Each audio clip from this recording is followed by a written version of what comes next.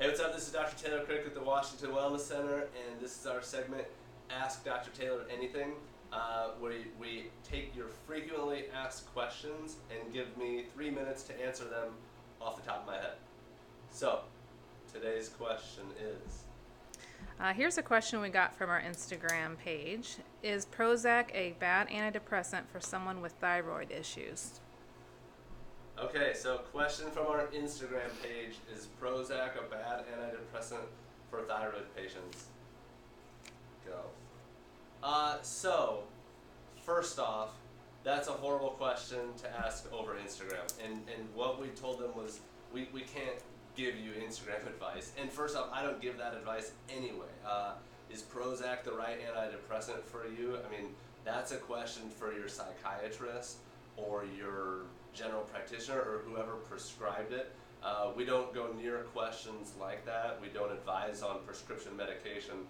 But at the same time, I can talk about, what I can talk about is thyroid patients and depression. So what we look for is, what's the root cause or what's going on. There's certainly a connection with hypothyroidism and depression. It's actually a really common part of hypothyroidism and common part of thyroid disease. But looking at, what to do and why. One of the things that we'll tell people that are with depression that come in is it's like, so what's been offered to you? Well, Prozac, fluoxetine, Wellbutrin, etc. And so we say, okay, so they're trying to tweak the neurochemicals, or the neurotransmitters, right? Those are selective serotonin reuptake inhibitors, which means that they inhibit the reuptake of serotonin so that there's a bunch of serotonin still down there. And so that's the medical solution, is to mess with these neurotransmitters. And so we say, if that's what they're trying, why don't we try that naturally? Why don't we try that with different herbs? There are a plethora of things that have been shown to impact serotonin or serotonin metabolism. Tryptophan is a huge thing. Tryptophan, I don't want to get too nerdy.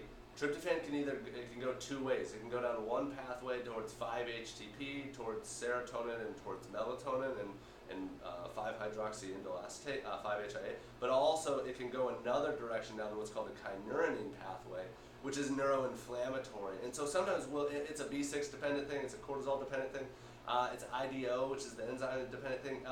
But sometimes we'll do lab testing to look at that. We don't just try things. We do try things. If you're depressed, you could try. It's your body. You could try 5-HTP. That's the most common thing if you Google it. You could try.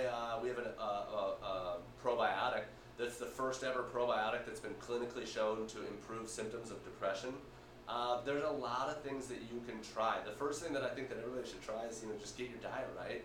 Get your gut health right. Get your exercise right.